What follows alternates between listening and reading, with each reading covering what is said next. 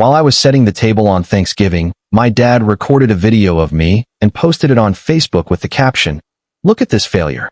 She's always been a servant." My siblings laughed. I got angry and left. The next day, my sister wrote, "Why can't I withdraw $2,000 from your account?" Without thinking twice, I exploded.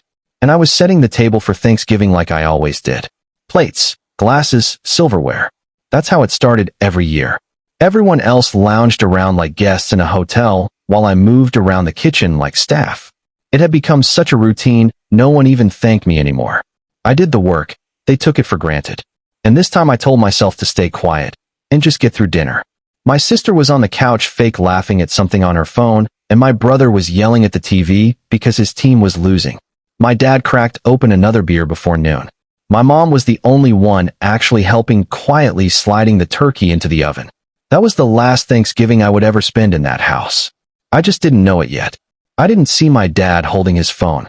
He must have been filming me from the dining room while I was fixing the centerpieces. I wasn't doing anything special, just lining up the plates evenly like I always did because, God forbid someone else take responsibility for how things looked. I didn't notice the video until dinner was already on the table. I was sitting across from my cousin Lisa when she leaned toward me and whispered, "Have you seen Facebook?" My phone buzzed. A notification there was. My dad had posted a 14-second clip of me folding napkins and arranging forks. Caption read, "Look at this failure. She was always a servant." My brother had already commented, "Amo. She still thinks she's doing something." My sister replied with, "No lie though. Face with tears of joy. Face with tears of joy. Face with tears of joy." They were laughing across the table like it was an inside joke. Like I wasn't sitting right there. I didn't say anything. I got up, walked out of the dining room, grabbed my purse, and left. No one followed me. I walked straight out of that house and kept walking for almost 10 minutes before I called my aunt. She left the dinner, too. Said she'd had enough of watching them treat me like trash. She picked me up from the corner of Eastwood and 5th and drove me to her place. That night, I laid on her guest bed, fully dressed. I didn't sleep. I just stared at the ceiling with my phone face down beside me. The thing about being the family punchline is that it doesn't happen all at once. It's slow. It builds. You let one thing go, then another, and before you know it, your dad's posting you online like a joke, and your siblings are chiming in like it's their part-time job. What they didn't know was that I'd been saving quietly, working 50-plus hours a week, not going out, not buying new clothes, skipping vacations, letting my sister borrow money without ever paying it back. I'd put away over $21,000. They thought I was dumb, broke, weak. That illusion shattered the next morning. At 8:12 a.m., my sister texted me. "No. Are you okay? Or where are you? Just, why can't I withdraw $2,000 from your account?" He meant my account. I called her. I didn't yell. I didn't cry. I just said it straight. The joint account was closed and everything was moved. She flipped. Sent 6 messages in a row calling me selfish, manipulative, bitter. Said she needed the money for urgent stuff. Her definition of urgent being concert tickets and some scam skincare brand. By noon, my dad messaged me not to apologize, not to check in. Just, "You've always been dramatic. Grow up." And that's when I snapped. They didn't know where I was. They thought I'd be crawling back. They thought this was just another silent treatment. But they were about to learn something I'd been holding back for years. I wasn't just angry. I was done. By Sunday morning, the silence in their house must have started to feel unfamiliar. No one clanging pans, no footsteps rushing through the hallway, no one asking if anyone needed anything. I wasn't there, and for the first time in years, no one was picking up the pieces. I didn't answer any of their messages. My aunt made waffles and coffee, and we sat on her porch for an hour without talking. She wasn't the type to press.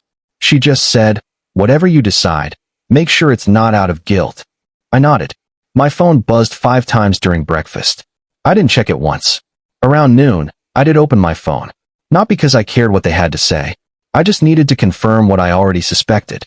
The first thing I saw was a new group chat with my siblings. I never asked to be added, but there it was. First message was a photo. My room drawers yanked out. My mirror shattered. Makeup crushed underfoot. Books on the floor like trash. The caption under the photo from my brother just said, "Cleaning day." Then a second message from him right under it. "Should have taken your crap with you." I froze. I scrolled down and saw my sister timed in with, "Don't worry, We saved your trash notebooks all. That's when I felt something in my chest shift. I hadn't cried when I walked out. I didn't cry when my dad posted that video. But now, sitting there on a quiet porch holding a phone full of evidence that my own siblings, people I once bought birthday cakes for, had destroyed the last bits of my personal space, I felt something sharp settle in my gut. I called my cousin Mark, who lived a couple blocks away from my parents. He'd always been neutral, never got involved in the drama, but I trusted him more than anyone else in that house. I asked if he could stop by and see if anything was salvageable. He didn't even hesitate. 15 minutes later, he texted me a photo of my laptop, passport, and a few documents sitting on his front seat. That was all he could save. He told me not to come back, that they'd gone through every drawer, thrown things out, and even opened the safe box where I kept old letters and cards.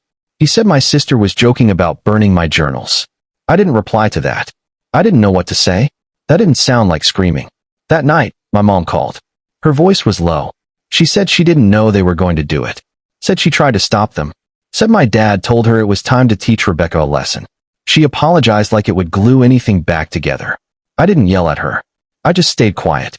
The silence on the phone felt heavier than anything I could have said. I still loved her, but something in me changed forever. The next morning, I moved out of my aunt's place and into my uncle and aunt's house on the other side of town. It was bigger, quieter, and had a guest room with its own entrance. They didn't ask for rent. My uncle just said, "We'll figure that out later. For now, you rest." That evening, over dinner, he asked if I was still thinking about getting an apartment. I told him yes, that I'd already looked at a studio near the bus line. He looked at my aunt, then back at me and said, "You're not wasting your money on rent. Not yet. Not while you're still rebuilding." Then out of nowhere, he said something I didn't see coming. "You know your dad still owes me $6,000, right?" I didn't. I blinked. He explained how years ago when their roof caved in, my dad begged him for a loan. Promised he'd pay it back in 6 months. That was nearly 4 years ago. Not a cent repaid. I was going to remind him after the holidays, my uncle said. But now, though, I'm calling that debt forgiven, and not in a good way. He poured himself another glass of wine, and then added, "Let him feel what it's like to be cut off." That was the moment I realized this was bigger than me. I wasn't just walking away from a toxic house. I had started something I didn't even mean to. My dad, my sister, my brother, they didn't know it yet, but they weren't just losing me. They were losing the people around me. The ones who'd stayed quiet for too long. The ones they thought would never choose sides, but they had chosen. And now the sides were clear. That entire week felt like I was watching a house burn from a distance. And no matter how many times I told myself not to look back, I kept checking for smoke. On Wednesday, my sister sent a screenshot of her declined transaction at Sephora. $198.36. Declined. She captioned it, "You're really this bitter." Then 5 minutes later, "I needed that serum. You're seriously sick." The joint account was closed. I'd given her too much for too long. When we first opened it, I told myself it was just for emergencies. But her idea of an emergency was always something expensive and ridiculous. Clothes, subscriptions, dinner dates she couldn't afford. She never once offered to pay it back. When I started questioning her, she got defensive. That's when I realized she wasn't confused. She was entitled. I blocked her that afternoon. By Thursday, my brother joined in. He posted a joke on his Instagram story with a screenshot of my Facebook profile and an overlay text. "Imagine ruining Thanksgiving over a napkin." Then he messaged me directly. "You made this a big deal. We didn't even say anything that bad. Grow thicker skin." Followed by "Come back and talk like a normal person." Normal person. This was coming from the same brother who once got me to pay his car insurance for 3 months while he spent weekends getting drunk and buying new speakers. The same brother who once called me boring for not wanting to get into debt for fun. I didn't reply. I just logged out of everything. But later that night, my cousin Mark, the one who'd saved my documents, texted me with something new. He said my dad had asked him if I was planning to sue. That was the word he used. Not "come home," not "talk to us," not "how is she doing," just sue. Mark said my dad was panicking a bit because apparently he'd heard that destroying someone's personal belongings, even inside your own home, could have legal consequences, especially if any of it was valuable or irreplaceable. I laughed for the first time in days. No, I wasn't suing them. Not yet. Not ever, probably. But the fact that he was worried about me taking action, that was new. That was different. Then something unexpected happened. Friday morning, I got an email, not from my dad, not from my siblings, but from my dad's boss. It was short and polite. He said he'd seen the Facebook video, the one my dad had posted and then deleted, but it had already been shared. He didn't say anything harsh, just wanted to check in and ask if you're okay. Turns out someone in his office had seen the video before it was taken down and quietly passed it around. My dad works at a mid-sized contracting firm. Mostly men, not the type of place where gossip spreads fast, but this time, it had. I never replied to the email, but knowing he'd embarrassed himself publicly, that the video meant to humiliate me might actually cost him something, gave me a strange kind of peace. I didn't need revenge. I didn't need to fight him. He was already destroying himself. That weekend, I stayed inside. My aunt and uncle gave me space, only checking in to ask if I wanted dinner. I joined once. We ate spaghetti and talked about nothing. It was simple, quiet, but deep down, I was changing. I wasn't waiting for apologies anymore. I was done pretending my family would ever see me differently. My only job now was to move forward. The weekend passed quietly, almost too quietly. I started looking for part-time work to keep my mind busy. I wasn't ready to move out yet. My uncle insisted I stay until I was stable, but I needed some control over something, anything. Monday morning, Mark texted again. He'd gone back to my parents' house to return a tool he borrowed, and he said my dad was sitting at the kitchen table writing letters, actual pen and paper letters. There were at least 3 already sealed in a pile. When Mark asked about them, my dad just said, tying up some loose ends. Mark didn't think much of it until he left and found an envelope under his windshield wiper with my name on it.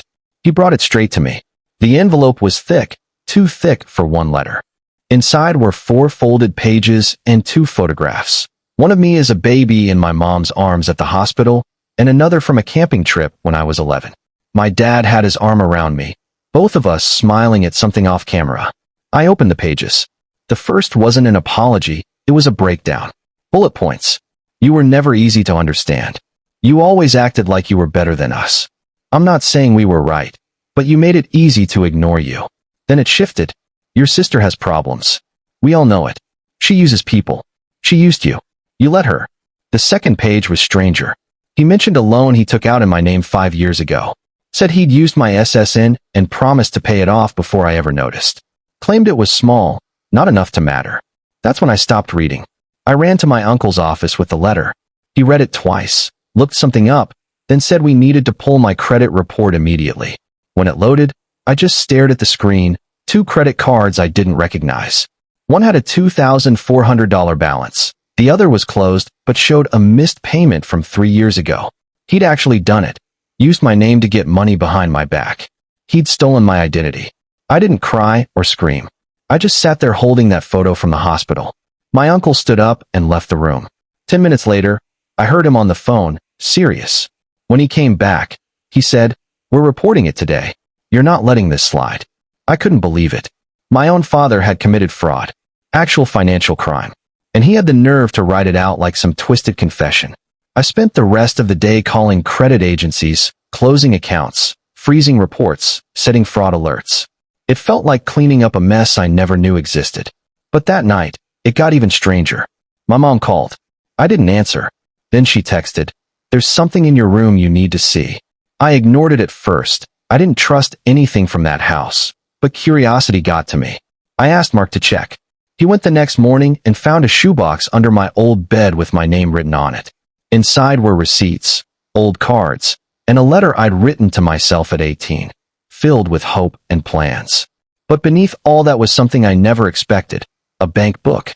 My mom had opened an account in my name when I was 14, quietly saving small amounts over the years, $50 here, $20 there, until it reached over $3,000 by the time I turned 21. I'd never seen a cent. I never even knew it existed. She hadn't told me because my dad drained it 2 weeks after my birthday. He thought I knew. He thought I'd spent it. I hadn't. And that was when everything finally made sense. He didn't just disrespect me. He took from me, over and over, until there was nothing left to take.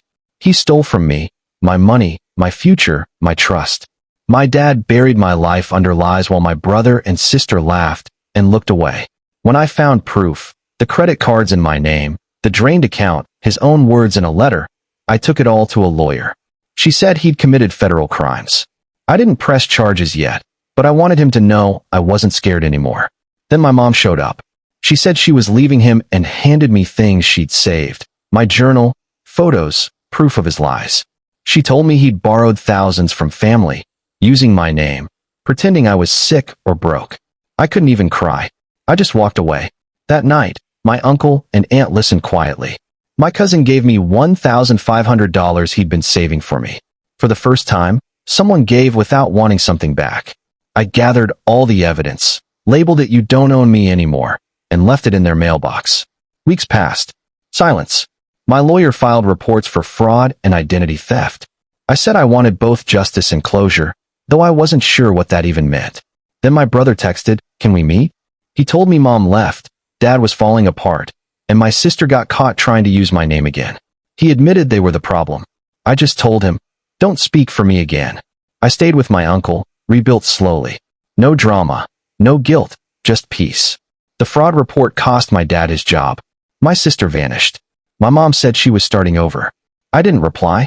By spring, I had savings, a job, and a plan. My uncle said, "You don't have to prove anything. Stay until you're ready."